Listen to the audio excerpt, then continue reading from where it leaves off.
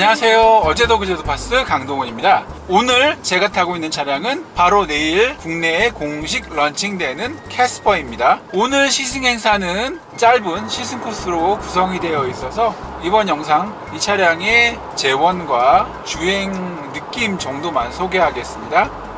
60km 정도로 달려봤는데 생각보다는 굼뜨지 않습니다. 왜 그러냐면 지금 제가 타고 있는 시승차는 1.0 MPI 엔진이 아니라 1.0 터보 엔진이 장착되어 있기 때문에 그래요. 터보 엔진의 재원은 최고 출력 100마력, 최대 토크 17.5kgm이고요. 연비는 리터당 12.8km입니다. 이 차량이 현재 국내에서 판매되고 있는 경차 모닝 스파크보다는 조금 크고 무겁기는 하지만 1.0 터보 정도면 데일리로 타는데 크게 문제가 없고요. 잠시 시내 주행 상황에서 가속을 해보니까 반응이 빠릿빠릿한 건 아니지만 가속 페달을 밟았을 때 뒤에서 잡아당기는 그런 굼뜬 느낌은 없어요. 자연스럽게 가속을 한다면 답답한 느낌 없이 주행할 수 있을 것 같고요. 다만 고속으로 밟았을 때는요, 터보 엔진 특유의 렉이 조금 길다는 거, 그런 특징이 있습니다. 참고로 1.0 MPI 엔진 같은 경우에는요, 최고 출력 76마력, 최대 토크 9.7kgm, 스파크와 모닝의 엔진 제형과 동일합니다.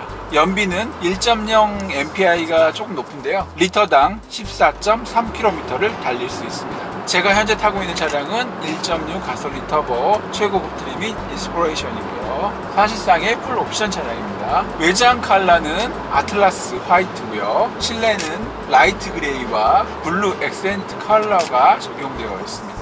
제가 조금 전에 캐스퍼 스튜디오에서 소위 말하는 깡통 모델도 살펴보고 왔는데요. 깡통 모델 같은 경우에는 1380만원, 이게 시작가예요. 그리고 인스피레이션 같은 경우에 1800만원대 후반, 거기에 풀옵션까지 붙이면 2000만원 정도가 되는 차량입니다. 올해 모닝이 어반을 출시하면서 풀옵션을 붙이면 가격이 2000만원대까지 뛰는데요. 캐스퍼도 풀옵션을 구성할 경우에 비슷한 가격대를 형성하게 되고요. 베뉴 가격하고 겹치는 부분이 생겨요.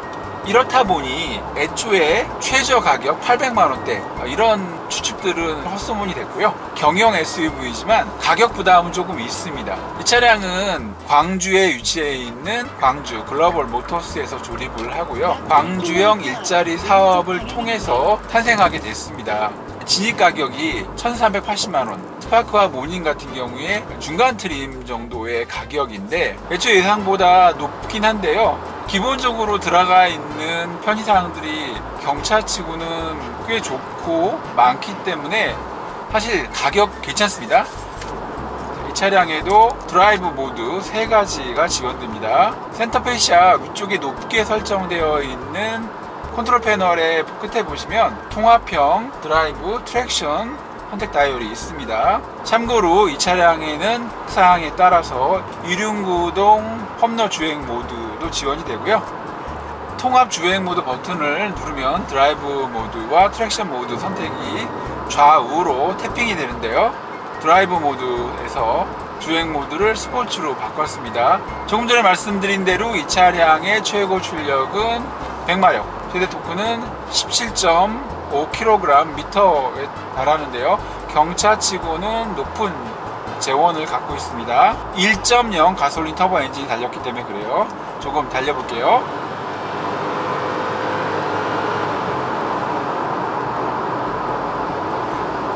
엔진 부밍음이 좀 있고요. 바로 쭉쭉 나가는 스타일은 아닌데 꾸준히 힘을 올려서 주행이 되고, 조금 전에 말씀드린 대로 1.0 가솔린 엔진이 탑재된 경차를 급가속 시켰을 때 뒤쪽에서 차를 잡아 끌어서 못 나가게 하는 그런 느낌은 아주 조금만 느껴집니다. 이번에는 주행 모드를 노멀로 바꿔보고요. 속도를 내볼게요. 일반적으로 시속 100km 이상으로 달릴 때는 고성능 차량을 제외하고 일반적인 차량의 경우에는 급가속이 큰 의미가 없습니다만 경차 같은 경우에는 이때도 특성이 나타나는데요. 조금 전에 스포츠 모드에서는 뒤로 잡아당기는 느낌이 아주 조금 느껴졌지만 노멀 모드에서는 경차 특유의 가속이 더딘 상황이 발생을 합니다. 다시 한번 해볼게요. 부밍음도 조금 더 커지고 쿨렁쿨렁합니다. 이게 경형이긴 하지만 차량 지상고가 높은 SUV 형태이고 패널이 큰 차다 보니까 가속 페달을 급하게 밟으면 쿨렁거리면서 롤링이 발생을 해요. 차량의 모양 때문이라도 조금 더 크게 느껴질 수밖에 없습니다. RPM이 올라가서 차량에 탄력이 생기면 가볍게 쭉 나가는 느낌도 있어요. 훅 밟아서 나갔는데 앞에 차량이 갑자기 들어오게 되면 상대적인 속도 때문에 다소 불안할 수도 있어요. 아무래도 1.0 MPI, 즉 75마력짜리 차량보다는 25마력이나 높다 보니까, 게다가 토크 같은 경우에는 그 차이가 더 크거든요. 왼쪽 방향입니다. 따라서 주행 중에 답답함은 전혀 없습니다.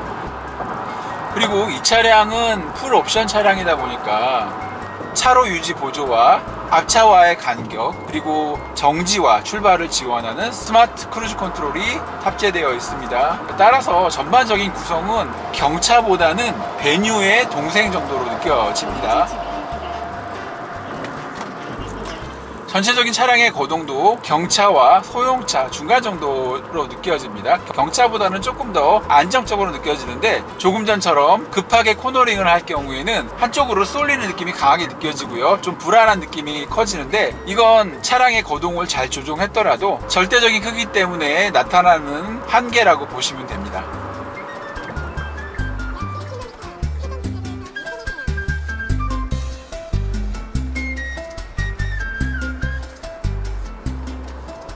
도로 손형이 복잡한 내리막길에서 브레이크를 밟으면서 내려와 봤는데요.